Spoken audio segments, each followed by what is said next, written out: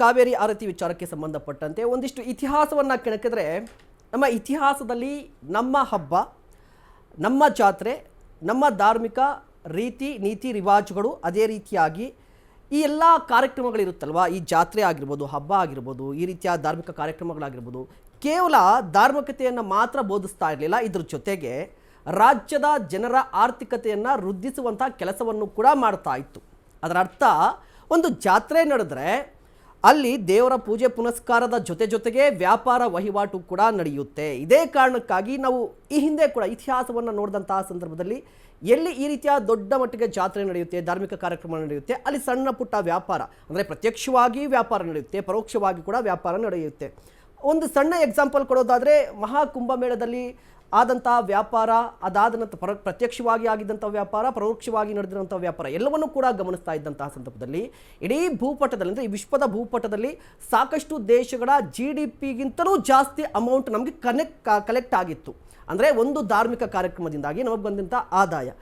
ಈಗ ಈ ಆದಾಯವನ್ನು ಇಟ್ಕೊಂಡು ನೋಡಾದರೆ, ಈಗ ನೋಡಿ, ಒಂದು ಲೆಕ್ಕಾಚಾರ ಇರುವಂಥದ್ದು, 3 ದಿನಗಳ ಕಾರ್ಯಕ್ರಮ ಕಾವೇರಿ ಆರತಿ, ಹೆಚ್ಚು ಕಡಿಮೆ 1 ಲಕ್ಷ ಜನ ಸೇರ್ತಾರೆ 3 ದಿನ ಅಂತ ಅಂದ್ಕೊಂಡ್ರು.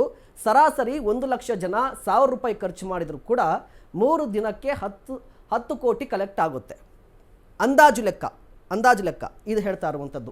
ಇನ್ನು 3 ದಿನಕ್ಕೆ 10 ಕೋಟಿ ಕಲೆಕ್ಟ್ ಮಾಡುವಂಥ ಕಾರ್ಯಕ್ರಮ ಅನ್ನುವ ಒಂದು ಅಂದಾಜು ಕೂಡ ಇರುವಂಥದ್ದು. ನಾಗೇಂದ್ರ ಸರ್, ಈಗ ಸರ್ಕಾರ ಆರ್ಥಿಕ ಸಂಕಷ್ಟದಲ್ಲಿದೆ. ಆರ್ಥಿಕ ಸಂಕಷ್ಟದಲ್ಲಿರುವಂಥ ಸರ್ಕಾರಕ್ಕೆ ಈಗಿರುವಂಥ ಆದಾಯ ಮೂಲಗಳಿಂದ ಬರುವಂಥ ಆದಾಯ ಸಾಕಾಗ್ತಾ ಇಲ್ಲ. ಹೀಗಾಗಿ ಹೊಸ ಆದಾಯ ಮೂಲವನ್ನು ಕಂಡು ಹಿಡಿದುಕೊಂಡ್ರೆ ತಪ್ಪೇನಿದೆ ಅನ್ನುವ ಪ್ರಶ್ನೆ ಕೂಡ ಇರುತ್ತೆ. ಅಲ್ಲ, ನಿಮ್ಮ ಪ್ರಶ್ನೆ ಚೆನ್ನಾಗಿದೆ. ಇವತ್ತು ದೇಶದಲ್ಲಿ 7,000 ಕೊರೋನಾ ಪಾಸಿಟಿವ್ ಬರ್ತಾ ಇದೆ. ಇದ್ರ ಬಗ್ಗೆ ಅತ್ಯಗತ್ಯವಾದ ಒಂದು ಕ್ರಮ ತಗೋಬೇಕಾಗಿದೆ. 1 ಲಕ್ಷ ಜನ ಅಲ್ಲಿ ಸೇರ್ತಾರೆ ಅಂತಂದ್ರೆ, ಇಂಟು ಮನೆಗೊಬ್ರು 5 ಜನ ಅಂದ್ರೆ 5 ಲಕ್ಷ ಜನಕ್ಕೆ ಪಾಸಿಟಿವ್ ಮಾಡ್ತಾರ ಕೊರೋನಾ. ಈಗ ನಡೆಯುವಂತ ಒಂದು ನಿಮಿಷ ಕರೆ ಕೊಟ್ಟು ನೋಡಿ. ಇವತ್ತು ಬಲಿ ಅಂದ್ರೆ ಇವತ್ತು ನೋಡಿ, ನಾನು 1 ನಿಮಿಷ ಕೇಳಿ, 21 ನಿಮಿಷ ರೀ, ಆಯ್ತು, ಅದು ಕುತ್ರ ಕೊಡ್ತೀನಿ, 1 ನಿಮಿಷ. ಆಯ್ತು ಸರ್, ಆಯ್ತು, ನೀವು ಹೇಳ್ತಾ ಇರುವಂತದ್ದು ದಸರಾ ಬಗ್ಗೆ ಕೊರೋನಾ ಬಗ್ಗೆ ಮಾತನಾಡ್ತೀವಿ. ಮಹಾಕುಂಭ ಮೇಳದಲ್ಲಿ ಕೊರೋನಾ ಇರ್ಲಿಲ್ವಾ? ಕೊರೋನಾ ಪಾಸಿಟಿವ್ ಬರ್ತಾ ಇರ್ಲಿಲ್ವಾ? ಅಲ್ಲಿ ಸಾಂಕ್ರಾಮಿಕ ರೋಗ ಸಂಭವಿಸ್ತಾ ಇರ್ಲಿಲ್ವಾ? ರಾಜ್ಯದಲ್ಲಿ 24 ಗಂಟೆಯಲ್ಲಿ 771 ಜನ ಪಾಸಿಟಿವ್ ಆಗಿದೆ ಇವತ್ತು ರಾಜ್ಯದಲ್ಲಿ. ಬುಧವಾರ, ಇವತ್ತು 11ನೇ ತಾರೀಕು, ಇವತ್ತು 2 ಬಲಿಯಾಗಿದ್ದಾರೆ. ಇವತ್ತು ಇವ್ರು ಮಾಡೋ ಕಾರ್ಯಕ್ರಮಕ್ಕೆ 1 ಲಕ್ಷ ಜನ ಸೇರಿದ್ರು ಅಂದ್ರೆ ಏನ್ ಇವರು ಆರೋಗ್ಯ ಇಲಾಖೆ ತಗೊಂಡಿದೆ, ಅಲ್ಲಿ ಏನ್ ವ್ಯವಸ್ಥೆ ಮಾಡಿದೆ ಅವ್ರಿಗೆ? ಇವತ್ತು ಅದೇ 100 ಕೋಟಿ ತಗೊಂಡೋಗ್ಬಿಟ್ಟು RT ಮತ್ತೆ PCR ಮಾಡಿದ್ರೆ, ಟೆಸ್ಟ್ಗಳು ಮಾಡಿ ಜನ ಉಳ್ಸೋಂತ ಕಾರ್ಯಕ್ರಮ ಆಗ್ಬೇಕು. ಎಲ್ಲ ಜನ ಸೇರಿಸಿ ಸಾಯಿಸೋಂತ ಕಾರ್ಯಕ್ರಮ ಮಾಡ್ಬೇಕು ಇವರು. ಈಗ ಅದು ಸನ್ನಿಧ ಸಮಯನ ಇದು. ಇವತ್ತು ಭಯಂಕರವಾದ ಕೊರೋನಾ ಕಾಡ್ತಾ ಇದೆ. ರಾಜ್ಯದಲ್ಲಿ 571 ಪಾಸಿಟಿವ್ ಇದೆ. 2 ಜನ ಸತ್ತಿದ್ದಾರೆ. ಇವತ್ತು 305 ಕಾಯಿಲೆಗಳು, ಹೊಸ ತರ ಕಾಯಿಲೆಗಳು ಬಂದಿದ್ದಾವೆ. ನಿಜ. ಸಂದರ್ಭದಲ್ಲಿ ಆಯ್ತು ನಾಗೇಂದ್ರ ಸರ್, ಆಯ್ತು, RCB ವಿಜಯೋತ್ಸವ ಸಂದರ್ಭದಲ್ಲಿ ಜನ ಸೇರಿದ್ರಲ್ವ ಸರ್? ಹೌದು. ಅದನ್ನ ಜನ ಸೇರಿದಂತಹ ಸಂದರ್ಭದಲ್ಲಿ HD ಕುಮಾರಸ್ವಾಮಿ ಅವರು ಟ್ವೀಟ್ ಏನ್ ಮಾಡಿತ್ತು ಗೊತ್ತಾ ಸರ್ ನಿಮ್ಗೆ? ಏನು ಅಂತ ಹೇಳಿದ್ರೆ, ತೆರೆದ ವಾಹನದಲ್ಲಿ ವಿಜಯೋತ್ಸವ ಆಚರಣೆ ಮಾಡೋದು ಬೇಡ ಅಂತ ಹೇಳಿ ಪರಮೇಶ್ವರ್ ಅವರು ಟ್ವೀಟ್ ಅನ್ನ ಮಾಡಿದ್ರೆ ಅಥವಾ ಹೇಳಿಕೆಯನ್ನ ಕೊಟ್ಟರೆ, ಅದನ್ನು ವಿರೋಧಿಸಿ HD ಕುಮಾರಸ್ವಾಮಿ ಅವರು ಒಂದು ಟ್ವೀಟ್ ಮಾಡಿದ್ರು.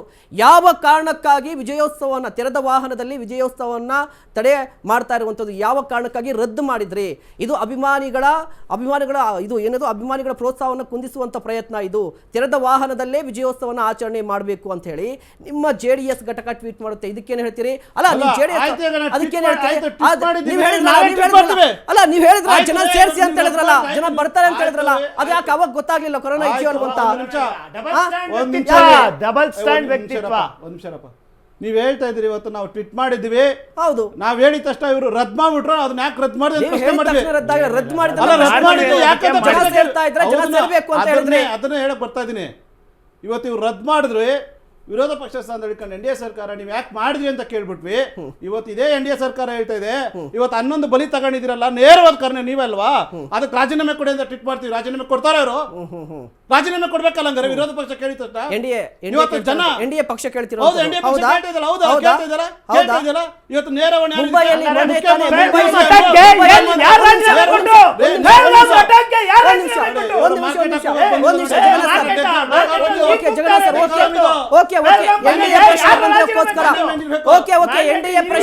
ಎನ್ಡಿಎ ಪ್ರಶ್ನೆ ಸರ್.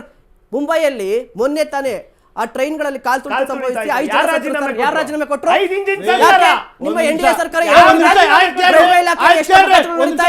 ಉತ್ತರ ಕೊಡ್ತೀನಿ ಕೇಳಿ. ರಾಜೀನಾಮೆ ಕೇಳ್ತಾ ಒಂದು ನಿಮಿಷ ಕೇಳಿ. ಕಾವೇರಿ ಆರತಿ ವಿಚಾರಕ್ಕೆ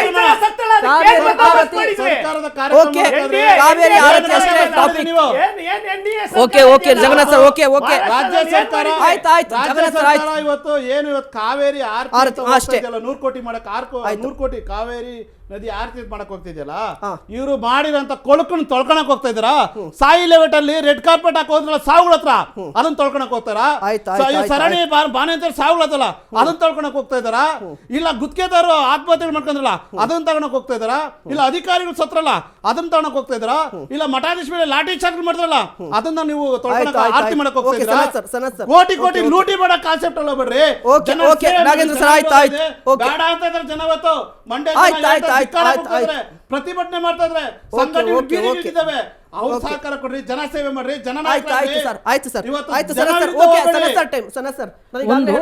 ಧಾರ್ಮಿಕ ಕಾರ್ಯಕ್ರಮಗಳಲ್ಲಿ ಕೇವಲ ಧಾರ್ಮಿಕತೆ ಮಾತ್ರ ಇರೋದಿಲ್ಲ, ಆದಾಯ ಕೂಡ ಬರುತ್ತೆ ಅಂತ ಹೇಳ್ಬಿಟ್ಟು ಒಂದ್ ಕಡೆ ಬಿಜೆಪಿಯವರು ಗಂಗಾರತಿ ಧಾರ್ಮಿಕ ಕಾರ್ಯಕ್ರಮಕ್ಕೆ ವಿರೋಧ, ಇದ್ರ ಜೊತೆಗೆ ಆದಾಯಕ್ಕೂ ಕೂಡ ಕೊಕ್ಕೆ ಹಾಕ್ಲಿಕ್ಕೆ ಕೆಲಸನ ಕೊಕ್ಕೆ ಇಲ್ಲ. ನಾವು ಯಾವುದೇ ಆದಾಯಕ್ಕೆ ಅವರು ಆದಾಯ ಕೊಕ್ಕೆ ಹಾಕುವಂತದ್ದಾಗ್ಲೇ ಇಲ್ಲ. ಆದ್ರೆ ಒಂದು ಈ ರೀತಿಯ ಪರಿಸ್ಥಿತಿ ರಾಜ್ಯದಲ್ಲಿ ಇರಬೇಕಾದ್ರೆ ನೀವು 11 ಜನರ ಸಾವಿನ ಪಾಪವನ್ನು ತೊಳ್ಕೊಳಕಲ್ಲಿ ಈ ಕೆಲಸನ ಮಾಡ್ತಾ ಇದ್ದೀರಾ, ಅಥವಾ ನೀವು ಹಿಂದೂಗಳ ಮೇಲೆ ಮಾಡಿರ್ತಕ್ಕಂಥ ಅಪಮಾನವನ್ನು ತೊಳ್ಕೊಳಕ್ ಈ ಕೆಲಸವನ್ನು ಮಾಡ್ತಾ ಇದ್ದೀರಾ? ಲಾಭ ಅದೇ. ಈಗ ಏನ್ ಗೊತ್ತಾ, ಇಷ್ಟು ದಿವಸ ಅವರಿಗೆ ಇದ್ ಮಾಡಿದ್ರಲ್ಲ, ಈಗ ಬೇಕಾಗಿದೆ ವೋಟ್ ಬ್ಯಾಂಕ್ ರಾಜಕಾರಣಕ್ಕೋಸ್ಕರ ಇವ್ರು ಮಾಡ್ತಾ ಇರುವಂತದ್ದು. ಈಗ ಎಲ್ಲಿ ಅಂತ ಹೇಳಿದ್ರೆ ಇವ್ರ ವಿರುದ್ಧವಾಗಿ ಎಲ್ಲಾ ಕಡೆನೂ ಇನ್ನೊಂದು ಹೇಳ್ತೀನಿ, ಇವ್ರು ಇಷ್ಟೆಲ್ಲ ಓಲೈಕೆ ರಾಜಕಾರಣ ಅಂತ ಮಾಡ್ತಾ ಇದಾರಲ್ಲ, ಇವ್ರ ವಿರುದ್ಧವಾಗಿ ತಿರುಗಿ ಬಿದ್ದಿರ್ತಕ್ಕಂಥದ್ದು ದಕ್ಷಿಣ ಕನ್ನಡದಲ್ಲಿ ಅವರೇ ಇವ್ರ ವಿರುದ್ಧ ರಾಜೀನಾಮೆ ಸಲ್ಲಿಸಿರ್ತಕ್ಕಂಥದ್ದು ಈ ಪಕ್ಷದ ವಿರುದ್ಧ. ಅದು ಅವ್ರು ಅರ್ಥ ಮಾಡ್ಕೋಬೇಕು ಒಂದು. ಆಮೇಲೆ ಇನ್ನೊಂದು, ಹೊಟ್ಟೆಗೆ ಹಿಟ್ಟಿಲ್ಲದೆ ಇದ್ರು ಸಮೇತ ಒಂದ್ ನಿಮಿಷ, ಇವ್ರು ಹೇಳ್ತಾ ಇರುವಂತ ಪ್ರಕಾರ ಹೊಟ್ಟೆಗೆ ಹಿಟ್ಟಿಲ್ಲದೆ ಇದ್ರು ಜುಟ್ಟಿಗೆ ಮಲ್ಗೆ ಹೂವ. ಇದು ಯಾರನ್ನ ಓಲೈಕೆಗೋಸ್ಕರ ಅಥವಾ ಯಾರನ್ನ ಸಂತೋಷ ಪಡಿಸೋಕೋಸ್ಕರ?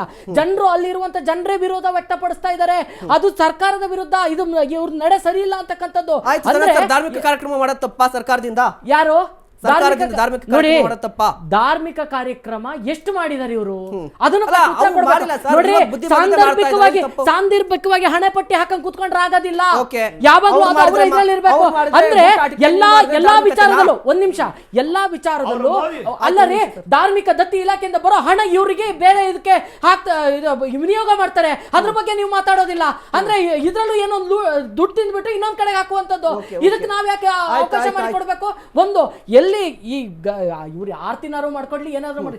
ಆದ್ರೆ ನೀವ್ ಹೇಳಿದ್ರಲ್ಲ, ಇದು ಹಿಂದಿನಿಂದ ನಡೆದು ಬಂದಿರೋ ಸಂಪ್ರದಾಯನ, ಎಲ್ಲದಕ್ಕೂ ಹಿಂದಿನಿಂದ ಬಂದಿರ್ತಕ್ಕಂಥ ಈ ಗಂಗಾರ್ತಿ ಇರ್ಬೋದು, ಹಿಂದಿನಿಂದ ನಡ್ಕೊಂಡ್ ಬಂದಿರೋ ಸಂಪ್ರದಾಯ.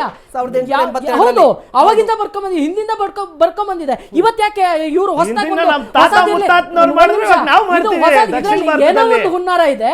ಇದು ಹುನ್ನಾರ ಇಲ್ದೇನೆ ಇವ್ರು ಮಾಡಿರುವಂತ ಕೆಲಸ ಅಲ್ಲ ಇದು. ಇದರಲ್ಲಿ ರವಿ ಗಾಣಿಗ ಅವರ ಮೇಲೆ ಜನರು ತಿರುಗಿ ಬಿದ್ದಿದ್ದಾರೆ. ಅವ್ರು ಕೇಳ್ತಾರೆ ಒಂದೇ ಕ್ವಶನ್ ಏನು ಅಂತ ಹೇಳಿದ್ರೆ, 20 ರೂಪಾಯಿ ಕರ್ಪೂರ ಹಚ್ಚಕ್ಕೆ ಇಷ್ಟು 100 ಕೋಟಿ ರೂಪಾಯಿ ದುಡ್ಡು ಬೇಕಾ ಅನ್ನುವಂಥದ್ದು.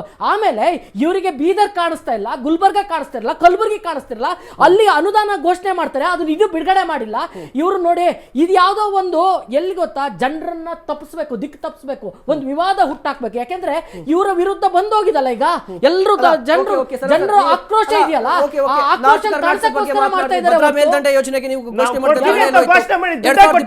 ಕೇಂದ್ರ ಬಜೆಟ್ ನಲ್ಲಿ ಭದ್ರಾ ಮೇಲ್ದಂಡ ಯೋಜನೆಗೆ 5,300 ಕೋಟಿ ಘೋಷಣೆ ಮಾಡಿದ್ದು ಎಲ್ಲೋಯ್ತು? ಆ ಪ್ರಶ್ನೆ ಲಾಸ್ಟ್ ಮತ್ತೊಂದು ಪ್ರಶ್ನೆ ಇರುವಂತದ್ದು, ಜನರ ನಂಬಿಕೆಯನ್ನ ಕೇವಲ ವ್ಯಾಪಾರಕ್ಕೆ ಬಳಸ್ಕೊಳ್ಳೋದು ಎಷ್ಟು ಸರಿ? ಎಲ್ಲಾ ಪಕ್ಷಗಳು ಸೇರ್ಕೊಂಡು ಸರ್, ಈಗ ಗಂಗಾರತಿ ಕೇವಲ ವ್ಯಾಪಾರಕ್ಕೆ ಆದ್ರೆ, ಲಾಭದ ದೃಷ್ಟಿಯಿಂದ ಆದ್ರೆ ಜನರ ನಂಬಿಕೆಯನ್ನ ಯೂಸ್ ಮಾಡ್ಕೊಳ್ಳೋದು ತಪ್ಪಾಗುತ್ತೆ. ವ್ಯಾಪಾರ ದೃಷ್ಟಿಕರಣ ಮಾಡೇ ಇಲ್ಲ, ಅದನ್ನ ಮಾಡಿರೋದು ಅವರೇ. ಮೋದಿನೇ ಹೇಳಿದ್ರು ವ್ಯಾಪಾರದ ವಹಿವಾಟು ಆಗುತ್ತೆ, ಪ್ರವಾಸೋದ್ಯಮ ಆಗುತ್ತೆ ಅಂತ ಹೇಳೋ. ನಾವು ಧಾರ್ಮಿಕವಾಗಿ ನಂಬಿಕೆ ಇಟ್ಟಿದ್ದೀವಿ.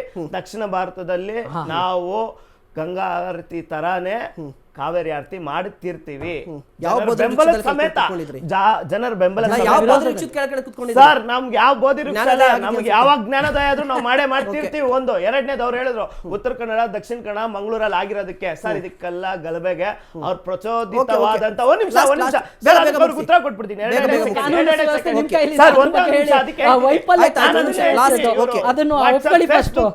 ಇಂದಾನೆ ಇವರು ಪ್ರಚೋದನೆ ಮಾಡಿ ಈ ಪರಿಸ್ಥಿತಿ ಇವ್ರ ತರ ಬರಕ್ ಸೆಟ್ಟಿಗೆ ಡಾಕ್ಟರ್. ಆಯ್ತು, ಆಯ್ತು, ಆಯ್ತು. Okay, okay. ಸರಿ, ಸರ್. ಸುನಿಲ್ ಕುಮಾರ್ಗಾಗ್ಲಿ ಆಯ್ತು. ಗಾಡಿನ ದಬ್ಬಾಕಿದ್ರು ಇವ್ರು ಆಯ್ತು, ಆಯ್ತು. Okay, okay, okay. ಒಂದ್ ನಿಮಿಷ, ನಾಗೇಂದ್ರ ಇವ್ರು sir, last ಕಾರ್ಯಕರ್ತರೆ. reaction. Last, okay. last ಒಂದ್ ಸೆಕೆಂಡ್, ಲಾಸ್ಟ್ 50 seconds ಅಷ್ಟೇ. ಒಂದೇ ನಿಮಿಷ, ಅದೇನೆ ಹೇಳ್ತಾ ಇದ್ದೀನಿ. ಇವ್ರ ಕಾರ್ಯಕರ್ತರೆ ಬಿಜೆಪಿ ಕಾರ್ಯ ಸಿಟಿ ರವಿ ಮತ್ತೆ ಸುನಿಲ್ ಕುಮಾರ್ ಅವ್ರ ಆಯ್ತು, ಆಯ್ತು. ಇಳಿಯಕಾಗ್ತಾರಂತ ಪರಿಸ್ಥಿತಿ ಮಾಡಿದ್ರು. ಆಯ್ತು, ಆಯ್ತು. ನಮಗ್ ಬರೀ ಓಕೆ, ಓಕೆ. ರಾಜೀನಾಮೆ ನಾಗೇಂದ್ರ ಕೊಟ್ರು. ಸರ್, ನಾಗೇಂದ್ರ ಒಂದ್ last ಮಾತು ಇರಿ reaction. ಸರ್, ಇರಿ ಆಯ್ತು, ಸರ್, ನಮ್ ಆಯ್ತು. ಲಾಸ್ಟ್ ನನ್ ಟೈಮೇ ಕೊಟ್ಟಿಲ್ಲ, ಕಡಿಮೆ ಕೊಟ್ಟಿದ್ರು. ಒಂದೇ ನಿಮಿಷ. 50 ಇನ್ನೊಂದ್ seconds, ಮಾತು ಬೇಗ ಹೇಳಿದ್ರೆ, ಮುಗ್ಸಿ. ಇವ್ರ ತರ ನಾವು ಓಲೈಕೆ ರಾಜಕಾರಣ ಮಾಡಿದಿಲ್ಲ. ನಮ್ದೇನಿದ್ರು ಬೆಳಗ್ಗೆ ಹೇಳಿದ್ರೆ ಸಂಜೆ ಮಾಡ್ತಿರಿದೀವಿ. ಇವ್ರ ತರ ಇಬ್ಬಗೆ ನೀತಿ ನಾವು ಮಾಡೇ ಇಲ್ಲ. ಆಯ್ತು, ಆಯ್ತು. ಇಬ್ಬಗೆ ಓಕೆ, ನೀತಿ ಓಕೆ. ನಾವು ಮಾಡೇ ಇಲ್ಲ. ಈ ಆಯ್ತು, ಕೂಡಲೇ ನಾಗೇಂದ್ರ ಸರ್. ಮಂಡ್ಯ ಜನಕ್ಕೆ ನೀರು ಕೊಡೋಂತ ವ್ಯವಸ್ಥೆ ಆಗಬೇಕು. ಏನು ಸತ್ಯಗಾಲದ ಯೋಜನೆ ಇದೆಯಲ್ಲ 65% ಖರ್ಚಾಗೋಗಿದೆ. ಈ ಏನು 100 ಕೋಟಿ ಇದೆಯಲ್ಲ ಅದನ್ನ ಸತ್ಯಗಾಲ ಯೋಜನೆಗೆ ಹಾಕಿ ಇವತ್ತು ಏನು ವೈಕೆ ಗುಡ್ಡ ಹತ್ರ ಬಂದು ನಿಂತಿದೆಯಲ್ಲ ಅದನ್ನ ಕಟ್ಟೆ ಕಟ್ಟಿದ್ರೆ ತುಂಬಿ ನೀರು ಮಾಗಡಿ ಗಂಟ ಬರುತ್ತೆ, ಜನ ಸಮೃದ್ಧಿಯಾಗಿ ಬದುಕ್ತಾರೆ. ಇಂಥ ಯೋಜನೆಗಳು ಮಾಡಬೇಕು. ಸನ್ಮಾನ್ಯ ಕುಮಾರಸ್ವಾಮಿ ಅವರ ಯೋಜನೆಗಳು ಇವ್ರು ತಗೋಬೇಕು. ಆ ಯೋಜನೆಗಳ ಮುಂದರ್ಸ್ಕೊಂಡು ರಾಜ್ಯ ಜನ ಇವತ್ತು ಅವರ ಸಂಪದ್ಭರಿತಗಿರ್ಬೇಕು. ರೈತರ ಪರವಾಗಿರ್ಬೇಕು ಸರ್ಕಾರ. ರೈತರ ವಿರೋಧವಾಗಿರ್ಬಾರ್ದು. ರೈತರು ಹೊಟ್ಟೆ ಮೇಲೆ ಹೊಡಿಬಾರ್ದು. ರೈತರು ಈ ದೇಶದ ಬೆನ್ನೆಲುಬನ್ನ ಮರಿಬಾರ್ದು ಸರ್ಕಾರ. ರೈತರ ಪರವಾಗಿರ್ಲಿ ಅಂತ ಹೇಳಿ ಈ ರಾಜ್ಯದ ಜನ ರೈತರ ಪರವಾಗಿ ಆಯ್ತು, ಆಯ್ತು. ಈ ರಾಜ್ಯ ಸರ್ಕಾರ ಕೈ ಮುಗಿ ಕೇಳ್ಕೊಂತೀನಿ. Thank you so much Nagendra sir.